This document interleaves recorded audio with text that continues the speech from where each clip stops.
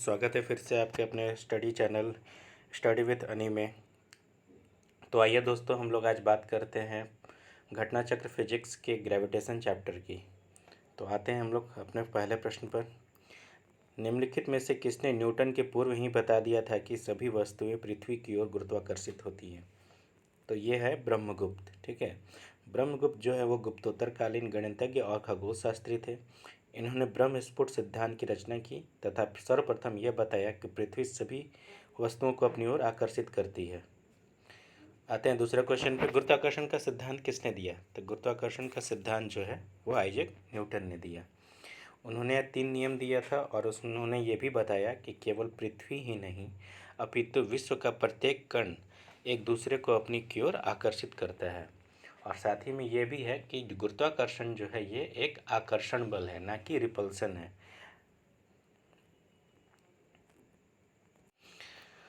गुरुत्वाकर्षण के सार्वभौमिक नियम का प्रतिपादन किसने किया? तो ये हो गया इसका आंसर, न्यूटन ने किया। इन्होंने बताया था कि F=G m1m2/r², जिसमें F जो है वो बल होता है, m1 पहले पिंड का द्रव्यमान हो गया, m2 दूसरे पिंड का द्रव्यमान हो गया, r जो है वो दोनों पिंडों के बीच की दूरी है, और g जो है गुरुत्वाकर्षण स्थिरांक मतलब ग्रेविटेशनल कांस्टेंट है।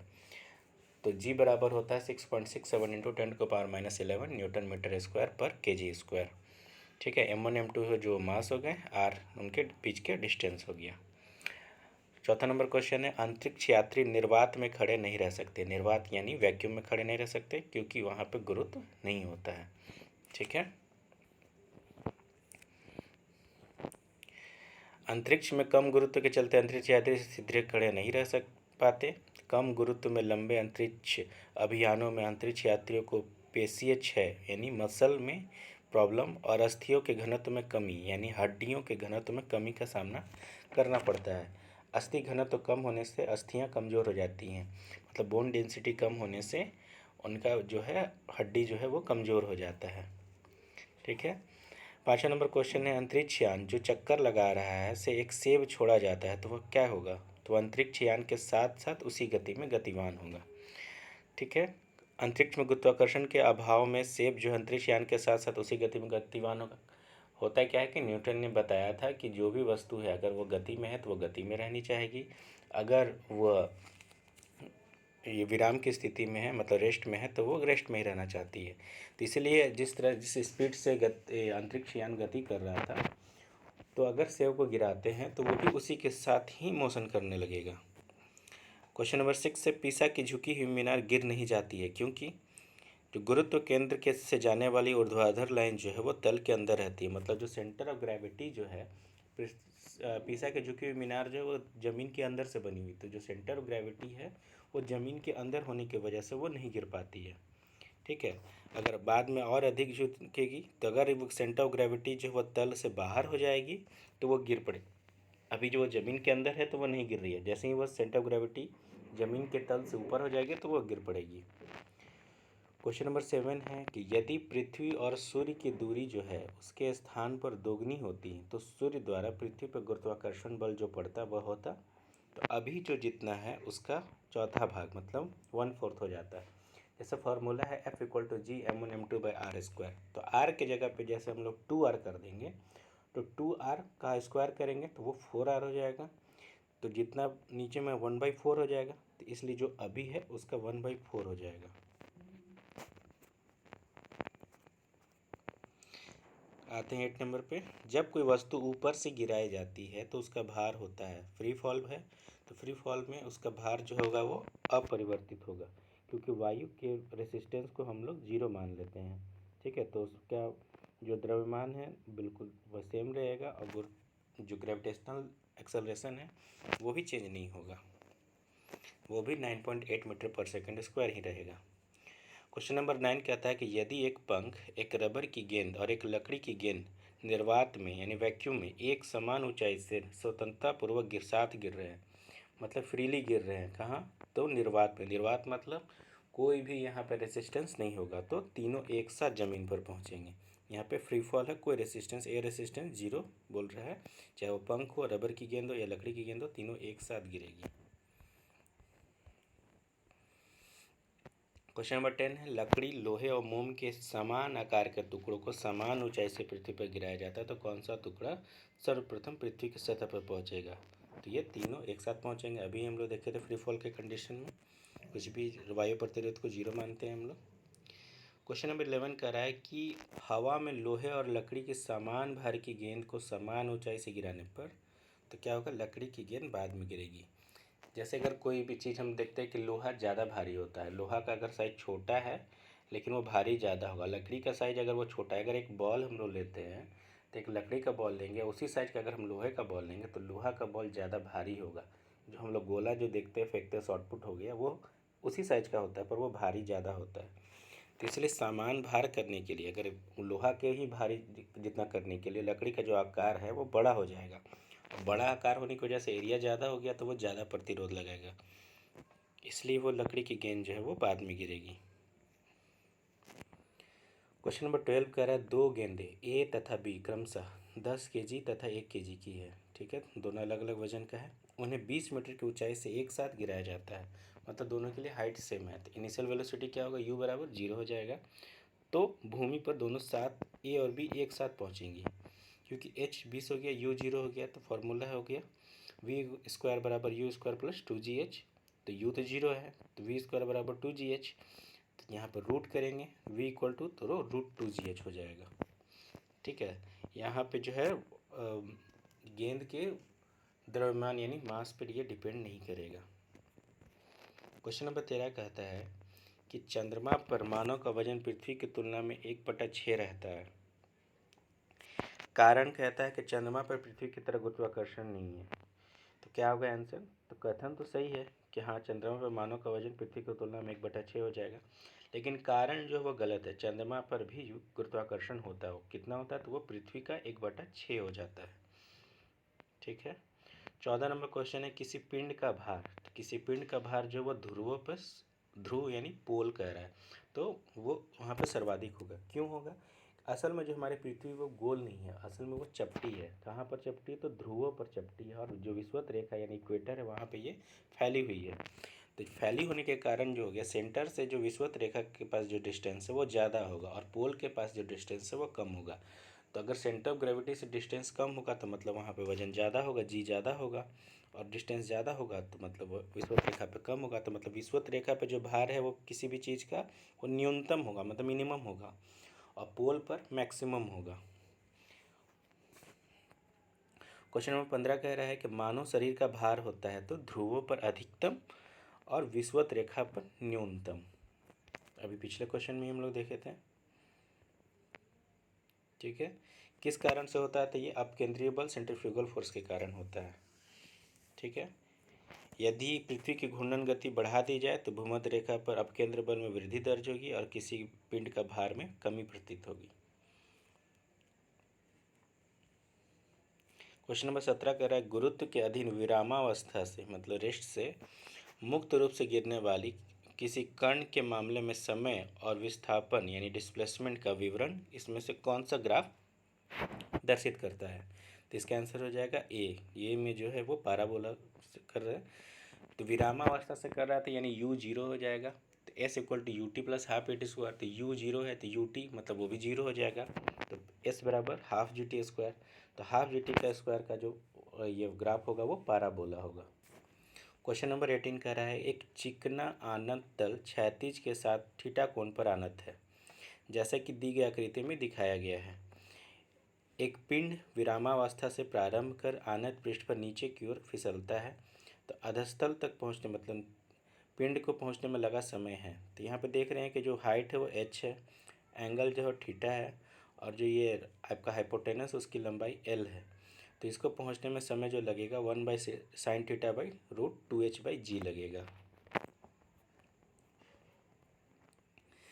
जैसे फॉर्मूला होता है s equal to u t plus half g t square.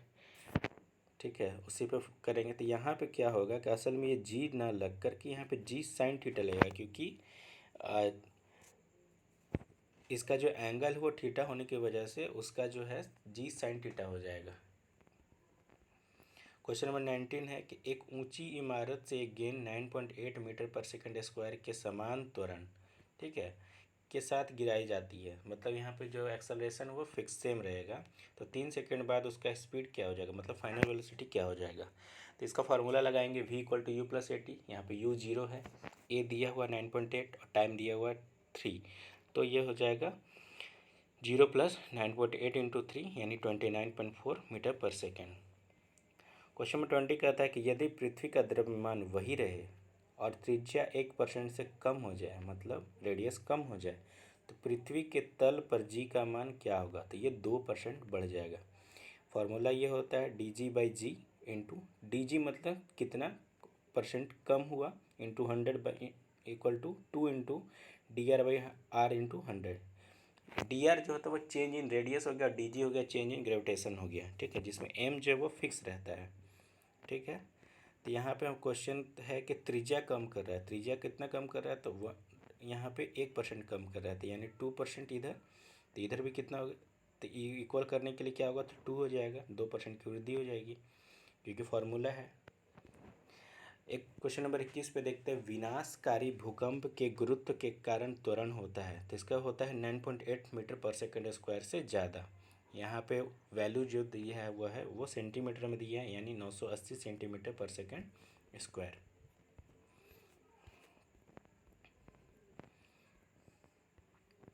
Question number 22 कहता है कि एक वस्तु का पृथ्वी पर द्रव्यमान 100 किलोग्राम है, गुरुत्व जनित त्वरण g = 10 मीटर पर सेकंड स्क्वायर लेंगे।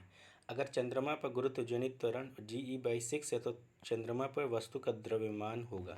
देखिए ये क्वेश्चन जो फंसाने के लिए दिया है, इसमें दे दिया है कि g = 10 लेना है। यहाँ पे हम लोग जैसे देखते हैं कि 9.8 है तो यहाँ पर 10 लेना, तो मतलब ये कन्फ्यूज कर रहा है कि हम लोग को इसको सॉल्व करना है, लेकिन असल में ये पूछ रहा है द्रव्यमान ना कि वजन। तो यहाँ पे कुछ भी चेंज नहीं होगा, सीधा 100 किलोग्राम होगा। यहाँ पे वो कंफ्यूज करने के लिए कि 100/6 कर देंगे, तो ऑप्शन नंबर ए मारेगा सीधा सबसे पहले, लेकिन ये ना हो कि यहाँ पे द्रव्यमान पूछ रहा है। क्वेश्चन नंबर 23, भारहीनता होती है। तो ये गुरुत्वाकर्षण की शून्य स्थिति पे हमारा जो है g W = mg फार्मूला होता है। तो जिस तरह से W = mg मास हमारा जो है वो, और g अगर 0 है तो फिर हमारा वेट क्या होगा, वो 0 हो जाएगा। 24 नंबर क्वेश्चन, पृथ्वी अपने कक्ष में लगभग 4400 किलोमीटर प्रति घंटा की गति से घूमती। इस तेज गति को हम अनुभव क्यों नहीं करते। क्योंकि अपने कक्ष में पृथ्वी गति के अपेक्षा हमारी गति शून्य है। जैसे हम लोग पृथ्वी पर रहते हैं तो पृथ्वी घूम रही है, तो साथ ही साथ हम लोग घूम रहे हैं, तो हमारा पृथ्वी के रिलेटिव में कुछ भी हमारा गति नहीं है। जब तक हमारा रिलेटिव वेलोसिटी कुछ भी नहीं होगा तो हमें कुछ भी फर्क नहीं पड़ेगा। इसलिए पृथ्वी पर हम लोग एक साथ घूमने के कारण जो है हम लोग का ये इतनी गति से घूमने के बावजूद भी हमें कुछ भी पता नहीं चलता है। क्वेश्चन नंबर 25 है, यदि पृथ्वी का गुरुत्वाकर्षण बल अचानक लुप्त हो जाता है तो निम्न में से कौन सा परिणाम सही होगा। अचानक ग्रेविटेशनल फोर्स खत्म हो जाए तो वस्तु का भार शून्य हो जाएगा और द्रव्यमान वही रहेगा। हम लोग अभी पर देखे थे W = mg, तो g 0 है तो W = 0, लेकिन मास जो वो फिक्स रहेगा। क्वेश्चन नंबर 26, पृथ्वी के चारों ओर परिक्रमा कर रहा कृत्रिम उपग्रह इसलिए पृथ्वी पर नीचे नहीं गिरता क्योंकि पृथ्वी का आकर्षण उसकी गति के लिए आवश्यक त्वरण प्रदान करता है, ठीक है। पृथ्वी का एक गुरुत्वाकर्षण बल है जो कि 36,000 किलोमीटर या उससे अधिक पे भू स्थिर कक्षा पे जो है उपग्रह घूमते रहता है, तो वो उसके लिए एक आकर्षण बल प्रदान करते रहता है जो उसके आवश्यक त्वरण के लिए ज़रूरी है, जिसकी वजह से वो पृथ्वी के चारों ओर घूमते रहता है। क्वेश्चन नंबर 27 से, अपने कक्ष में एक उपग्रह पृथ्वी के चक्कर लगाता रहता है, तो वैसा निम्न में से किस कारण से होता है, तो केंद्राभिमुखी बल के कारण होता है। पृथ्वी के सेंटर के ओर वो बल लगाते रहता है, गुरुत्वाकर्षण बल हो गया। क्वेश्चन नंबर 28 है, एक भू उपग्रह अपने कक्ष में निरंतर गति करता है। यह अभिकेंद्र बल के प्रभाव से होता है जो प्राप्त होता है। तो कहाँ से अभिकेंद्र बल लगेगा, तो पृथ्वी द्वारा उपग्रह पर लगने वाले गुरुत्वाकर्षण से। जो चंद्रमा है जो पृथ्वी के चारों ओर रिवॉल्यूशन कर रहा है वो भी किस वजह से कर रहा है, तो वो भी पृथ्वी के गुरुत्वाकर्षण बल के कारण कर रहा है। और वो अपनी जगह पर फिक्स है, क्यों, क्योंकि चंद्रमा का भी गुरुत्वाकर्षण बल है जो पृथ्वी के गुरुत्वाकर्षण बल का 1/6 है, और पृथ्वी का भी है, तो दोनों अपना अपनी ओर खींचना चाह रहे हैं। आकर्षण है ना, यहाँ पर रिपल्सन नहीं, एक दूसरे को अलग नहीं कर रहे, खींचना चाह रहे, इसलिए वो अपनी जगह पे फिक्स रहेंगे। क्वेश्चन नंबर 29 है, प्रकृति के ज्ञात बलों को 4 वर्गों में विभाजित किया जा सकता है, जैसे कि गुरुत्व, विद्युत चुंबकत्व, दुर्बल नाभिकीय बल और प्रबल नाभिकीय बल। उनके संदर्भ में निम्नलिखित कथनों में से कौन सा एक सही नहीं है? तो इसमें सही नहीं होगा कि गुरुत्व चारों बलों में सबसे प्रबल, नहीं, गुरुत्व चारों बलों में सबसे प्रबल ना होकर सबसे ये दुर्बल बल होता है, ठीक है। और सबसे जो प्रबल होता है वो नाभिकीय प्रबल बल होता है। क्वेश्चन नंबर 30 कह रहा है, किसी लिफ्ट में बैठे हुए व्यक्ति को अपना भार कब अधिक मालूम पड़ेगा? तो जब लिफ्ट त्वरित गति से ऊपर जाएगी तो उसको अधिक मालूम पड़ेगा। जैसे ही अगर लिफ्ट फ्री फॉल होगा तो उसका मास जो है वो जीरो फील करेगा। अगर वो किसी एक स्पीड से अगर वो नीचे जा रही है तो उसका जो भार है वो थोड़ा कम महसूस होगा। अगर वो जो नीचे है वो 9.8 से ज़्यादा की स्पीड से गति होकर नीचे जाएगी तो वो लिफ्ट में बैठा व्यक्ति जो है वो लिफ्ट के ये ऊपरी सिरा, मतलब जो रूफ हो गया, छत हो गया, छत में टच कर जाएगा।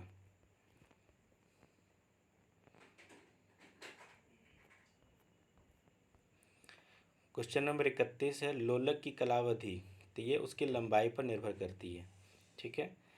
तो लोलक का जो टाइम पीरियड होता है उसका फार्मूला होता है T=2π√L/g, ठीक है। तो यहाँ पे जो है वो L और G दोनों पे डिपेंड करेगा, मतलब उसकी लंबाई पे भी डिपेंड करेगा, G पे भी करेगा, क्योंकि G जो है नीचे में है। तो अगर लोलक को हम लोग चंद्रमा पर ले जाएंगे तो G कम हो गया, तो यानी चंद्रमा पर घड़ी जो है वो तेज़ हो जाएगी। क्वेश्चन 32 से, लोलक घड़ियाँ गर्मियों में सुस्त हो जाती हैं, क्यों? क्योंकि लोलक की लंबाई बढ़ जाती है, गर्मियों में उसका लेंथ बढ़ गया, फार्मूला के अकॉर्डिंग 2π√L/g, तो L ज़्यादा हुआ तो यानी उसका टाइम पीरियड क्या होगा, तो बड़ा हो जाएगा। तो इसलिए जब टाइम पीरियड ज़्यादा मतलब क्या कि वो सुस्त, टाइम पीरियड ज़्यादा यानी धीरे धीरे वो कर रहा है। एक लड़की झूले पर बैठी स्थिति में झूला झूल रही है, ठीक है, बैठी हुई है, पैर उसका नीचे लटका हुआ है, ठीक है। उस लड़की के खड़े हो जाने पर, वो झूले पे खड़ी हो जा रही है, तो उसका प्रदोल आवर्तकाल क्या होगा, तो कम हो जाएगा। क्यों? कुछ जैसे ही वो खड़ी होती है तो जो सेंटर ऑफ ग्रेविटी जो पहले वो नीचे होता था वो ऊपर की ओर आ जाएगा, तो जैसे ही वो ऊपर की ओर जाएगा तो झूला का जो आवर्तकाल है वो कम हो जाएगा, झूला जो है धीरे धीरे झूलने लगेगा और कम डिस्टेंस ट्रेवल करेगा। क्वेश्चन नंबर 34, निम्नलिखित कथनों पर विचार कीजिए। एक सामान्य दोलक का दोलन चल रहा है, ऐसे में जब गोला माध्य स्थान से गुजरता है तो त्वरण शून्य होता है। हर आवर्तन में गोलक 2 बार किसी एक निर्दिष्ट वेग को प्राप्त करता है। तीसरा है, दोलन के दौरान जब गोला चरम स्थिति पर पहुंचता है तो उसके गति का त्वरण दोनों शून्य होते हैं। चौथा, सामान्य दोलक का दोलन आयाम समय के साथ साथ कम होता जाता है। तो इसका आंसर हो जाएगा 1, 2 और 4। देखते हैं क्या होता है। तो एक सिंपल हार्मोनिक मोशन यानी सरल आवर्त गति में जो पिंड है, मध्यमान स्थिति, मध्यमान मतलब वो बीचों बीच, एक हम लोग पेंडुलम का अगर देखते हैं तो लेफ्ट और राइट जाता है, तो मध्यमान स्थिति क्या हो गया, जो बीचों बीच हो गया, मतलब नीचे की ओर उसका जो बॉब है लटका हुआ है, ठीक है। तो जब नीचे की ओर लटका रहेगा तो उस पर कोई भी बल कार्य नहीं करेगा, क्योंकि वो आराम से रेस्ट पोजीशन में, ना उसको ऊपर जाना है, ना ही उसको लेफ्ट जाना, ना ही वो राइट जाना है, ठीक है। F=ma, यानी कोई बल कार्य नहीं कर रहा है, F 0 है, तो एक्सेलरेशन भी यहाँ पे क्या हो जाएगा, 0 हो जाएगा, त्वरण 0। वेग अधिकतम होता है, हम लोग देखते हैं कि जब भी ऊपर जाता है तो वो रुकता है, तो मतलब ऊपर गया तो वेग 0 हो गया, और नीचे आया तो मतलब जब बीच में रहेगा तो वहाँ पे स्पीड सबसे ज़्यादा रहेगा, और उसके बाद फिर से एक दूसरी तरफ जाएगा यानी लेफ्ट की ओर जाएगा तो वहाँ पे भी वेग जो है वो 0 हो जाएगा। मतलब दोनों साइड जब जाएगा तो वहाँ पे उसका वेग जो है वो 0 होगा, और जब वो बीच में आएगा तो उसका वेग जो है वह अधिकतम होगा, ठीक। गतिज ऊर्जा अधिकतम होगी, क्यों होगी? क्योंकि अभी हम लोग देखें कि जो बीच में आ रहा है तो वेलोसिटी सबसे ज़्यादा है, सबसे ज़्यादा है तो ½ mv², तो ज़्यादा होगा। स्थितिज ऊर्जा शून्य होगी, क्यों शून्य होगी? क्योंकि हाइट तो 0 है ना, वो तो मिडिल मतलब स्टेबल स्थिति में है, h 0 है, तो स्थितिज ऊर्जा भी 0 होगी। अब बोल रहा है कि चरम स्थिति पर पहुंचा तो क्या होगी, तो चरम स्थिति पर पहुंच रहा है तो त्वरण क्या होगा, अधिकतम होगा, सबसे ज़्यादा एक्सेलरेट करेंगे तभी तो वो चरम स्थिति पर पहुंचेगा, मतलब लेफ्ट या राइट की तरफ पहुंचेगा। उस पर कार्य करने वाला प्रत्यानयन बल अधिकतम होगा, फोर्स भी सबसे अधिकतम होगा। गतिज ऊर्जा शून्य होती है, क्यों? क्योंकि अभी हम बताए थे कि वहाँ पे जाकर वो रुक जा रहा है, यानी वेलोसिटी जीरो हो जा रहा है, तो इसलिए वहाँ पे वेलोसिटी जीरो यानी हाफ एम वी स्क्वायर, तो वी जीरो तो यानी हाफ एम वी स्क्वायर भी जीरो। स्थितिज ऊर्जा अधिकतम होगी, क्यों होगी अधिकतम? क्योंकि वहाँ पे जाने के बाद जो वो मैक्सिमम हाइट गेन कर रहा है, तो एम जी एच तो वो अधिकतम होगी। और अभी हम लोग बताएं कि जी वेग जो है वो जीरो हो जाएगा, तो इसलिए कौन सा ऑप्शन सही है? तो 1 2 4 सही है, कथन 3 सही नहीं है। क्या है 3 में? दोलन के दौरान जब गोला चरम स्थिति पर पहुंचता है तो उसके गति और त्वरण दोनों शून्य होते हैं। नहीं, चरम स्थिति पर जब वो पहुंचेगा तो गति जीरो होगा, त्वरण मैक्सिमम होगा। और गति मैक्सिमम कब होगा? तो वो मध्यमान स्थिति पे, मतलब मिडिल स्थिति पे गति जो सर्वाधिक होगी। इसलिए ऑप्शन नंबर 3 जो है वो गलत है। क्वेश्चन नंबर 35, पेंडुलम घड़ी तीव्र गति से चल सकती है, तो कब होगी? तो शीतकाल में। शीतकाल में क्या होता है कि कोई भी वस्तु जो है वो सिकुड़ जाता है, ठीक है, तो सिकुड़ेगा तो यानी उसका लेंथ कम हुआ, तो फार्मूला है T=2π√L/g, एल कम हुआ तो यानी वो टाइम पीरियड जल्दी वो घूमने लगेगा, ठीक है। ग्रीष्मकाल में घड़ी धीरे धीरे सुस्त हो जाती है, शरदकाल में घड़ी तेज तेज घूमने लगती है। पृथ्वी का पलायन वेग है, तो ये है 11.2 किलोमीटर पर सेकेंड, ठीक है। अगर किसी वस्तु को 8 किलोमीटर प्रति सेकंड के वेग से अंतरिक्ष में फेंका जाए तो क्या होगा? तो वो वापस पृथ्वी पर आकर गिरेगी। क्यों? क्योंकि अभी हमने पढ़ा है कि पृथ्वी का जो पलायन वेग है वो 11.2 किलोमीटर पर सेकंड है, तो अगर जब तक उससे ज़्यादा सा ना फेंकेंगे तब तक वो पृथ्वी पर वापस लौटते चली आएगी। सन का जो वह पलायन वेग होता है वो 600 किलोमीटर पर सेकंड होता है, और इधर ग्रहों में सर्वाधिक जुपिटर का होता है जो कि 59.5 किलोमीटर पर सेकंड होता है। क्वेश्चन नंबर 38 है, चंद्रमा पर वायुमंडल नहीं होने का क्या कारण है? इसका कारण है इस पर गैस अणुओं का पलायन वेग उनके वर्ग माध्य मूल वेग से कम होता है।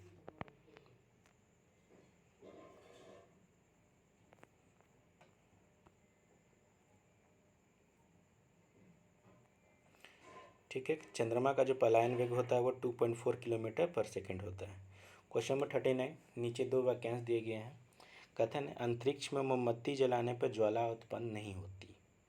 कारण है, ज्वाला का अस्तित्व गुरुत्वाकर्षण के कारण होता है।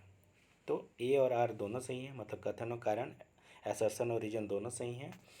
और रीजन जो है मतलब कारण जो है कथन का सही स्पष्टीकरण है, ठीक है। देखते हैं क्या होता है। ज्वाला के निर्माण में गुरुत्वाकर्षण की अप्रत्यक्ष भूमिका होती है। अंतरिक्ष यान में अति सूक्ष्म गुरुत्वीय यानी माइक्रोग्रेविटी की स्थिति में मोमबत्ती को जलाना या उसमें जलाने में ज्वाला तो उत्पन्न हो सकती है, लेकिन ये वास्तविक अंतरिक्ष में यह संभव नहीं है, ठीक है, इसलिए सही नहीं होगा। क्वेश्चन नंबर 40 करता है, भारहीनता की अवस्था में एक मोमबत्ती के ज्वाला का कार्य हो जाएगा, तो क्या हो जाएगा? तो ये गोलाकार हो जाएगा, क्योंकि कोई भी उसमें ग्रेविटी नहीं है, कोई भी चीज़ खींच नहीं रहा है, इस वजह से वो गोला हो जाएगा, ठीक है सर। दोस्तों आज के लिए ग्रेविटेशन का इतना ही है, मिलते हैं नेक्स्ट वीडियो में। आई होप कि आपको मेरा वीडियो पसंद आ रहा होगा, तो प्लीज़ इसे लाइक कीजिए, शेयर कीजिए और सब्सक्राइब कीजिए। अपने जितने भी ग्रुप हैं, स्टडी ग्रुप है, उसमें शेयर कीजिए। थैंक यू दोस्तों।